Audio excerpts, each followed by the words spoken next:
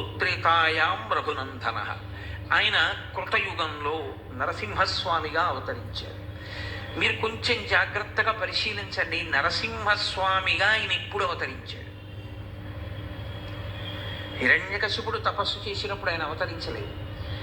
నేను చావు లేకుండా ఉండాలి అన్నప్పుడు ఆయన కనపడలేదు. నేను ఇలాగే చచ్చిపోతాను అని ఆయనే కోరుకున్నాడు హిరణ్యకశిపుడు. అలా కోరుకున్నప్పుడు ఆయన కనపడలేదు. ఆయన కడుపున ఓ కొడుకు పుట్టాడు, హిరణ్యకశిపుడి కొడుకున, హిరణ్యకశిపుని యొక్క కడుపున. ఆ పుట్టినటువంటి పిల్లవాడు ఎంత చంపేద్దామనుకున్న తండ్రి చావు లేనివాడు అయ్యాడు. అది విచిత్రం. హిరణ్యకశిపుడు నాకు చావొద్దన్నాడు. అది కుదరదయా, ఇంకేమైనా కోరుకో. నేను ఇలా చచ్చిపోతాను. గాలిన్ కుంభిని అగ్ని అంబువులాకాశస్థలిన్ దిక్కులన్ రేలన్ గస్త్రమలన్ తమ ప్రబల భూరిగ్రాహ వ్యాళాదిత్య నరాది జంతు కలహ వ్యాప్తిన్ సమస్త్రాస్త్ర శస్త్రాళిన్ మృత్యువు లేని జీవనము లోకాధీశ ఇప్పించవే. అవన్నీ మీరు విన్నారే. చాలా రాక్షసుల కోరికలు చాలా ఆశ్చర్యంగా ఉంటాయి.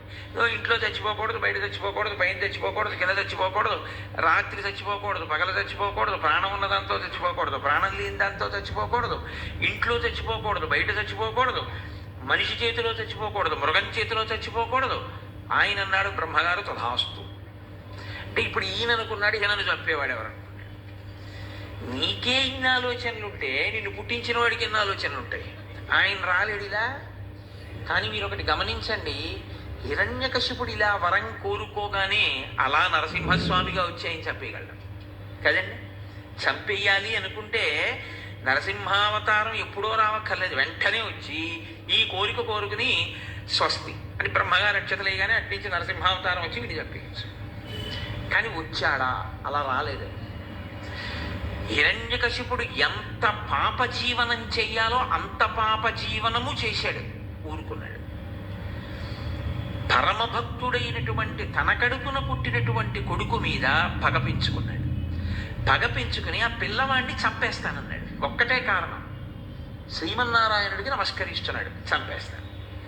ఇప్పుడు చంపేయడానికి లోకంలో ఎన్ని సాధనములు ఉంటాయని అనుకుంటామో అన్ని సాధనములను ప్రయోగించాడు. విషం పెట్టాడు, ఏనుగులతో తొక్కించాడు, పర్వతాల మీద కిందికి దోశాడు, అగ్నిగుండాల్లో పడేశాడు, పావులతో కరిపించాడు, గదలతో మోదించాడు, శూలాలతో పొడిపించాడు. ఈ పిల్లవాడు చావలేదు. అరే, ఈ పిల్లవాడు ఎలా చచ్చిపోతాడని చావు లేకుండా ఉండాలని వరం కోరుకున్నవాడు వెగబెట్టుకున్నాడు. అది విచిత్రం. ఎలా బ్రతుకుతున్నాడు ఆ పిల్లాడు? భక్తితో బ్రతుకుతున్నాడు. భక్తితో బ్రతికిన కారణం చేత చావు రాలేదు.